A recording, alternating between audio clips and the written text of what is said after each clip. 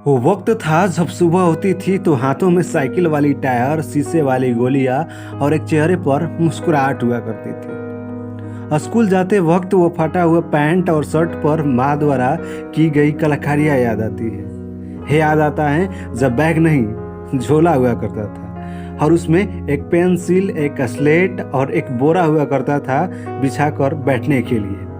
और उस समय स्लेट पर पढ़ाई कम और चित्र ज़्यादा बनाते थे हम लोग। और स्कूल जाने के लिए माँ 20 लालचे दिया करती थी।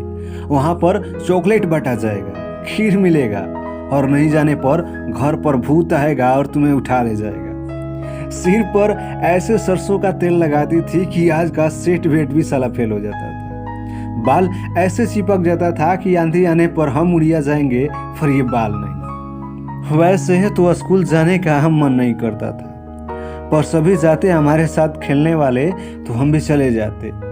और वहाँ पर जाते ही प्रार्थना वाली लाइनें से ही बदमाशियाँ स्टार्ट हो जाती। धकेला धकेली, बहस, झगड़ा, लड़ाई। पर छुट्टी के वक्त सभी दुश्मन दोस्त हो जाते थे। छुट्टी होते ही जब बाहर निकलते थे तो एक दूसरे के कंधे पर हाथ रखकर ही बाहर आते थे।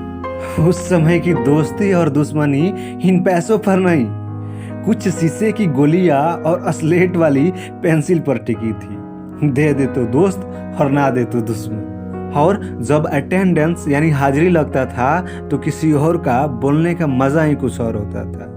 उसकी हाजिरी बनवाकर रिश्वत के रूप में वही शीशे वाली गोलियां और स्लेट की पेंसिल ले लिया करते थे।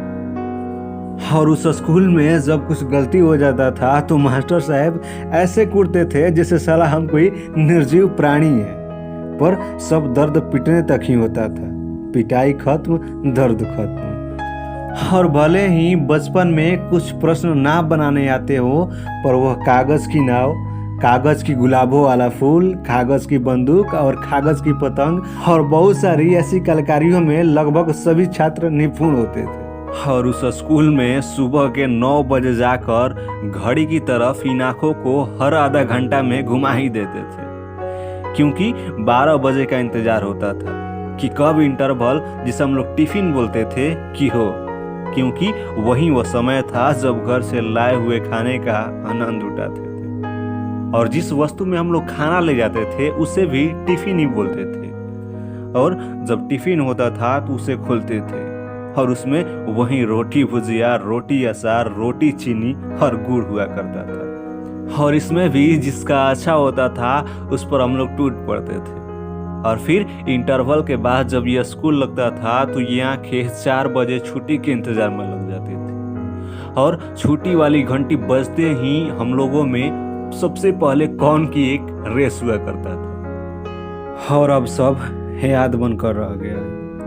अब वह सुबह वाली मुस्कुराहट नहीं रही। अब तो कई दिन बिना मुस्कुराए ही काट लिए जाते हैं। अब धकेला धकेली, झगड़ा, लड़ाई और गाली गलौज तो छोड़िए साहब, कुछ बात भी बोल देने पर लोग कई दिनों तक बात नहीं करते। और अब के बच्चे रोटी भुजिया, रोटी अचार, रोटी गुड़ टिफिन में नहीं ले जाते, बल्कि मैगी, पास्ता और चाउमीन ले जाते हैं। और अब वह पहले वाली ही पिटाई भी नहीं रही। आज मास्टर साहब थोड़ा मार क्या देते हैं, पेरेंट्स आ जाते हैं कि क्यों मारा मेरे बच्चे को।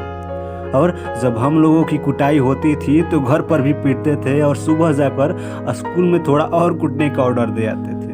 और अब वह रियल गुलाबों वाला फूल, रियल नाव और रियल बंदूक देखने में भी उतना मज़ा नहीं आता है जितना उस कागज़ वाली में आता था। और याद आता है वो बगीचे वाला कच्चा, जिसे खाने का मज़ा ही कुछ और होता था। लेकिन घर पर कुटाई भी होती थी और उस बगीचे वाले मालिक से भी।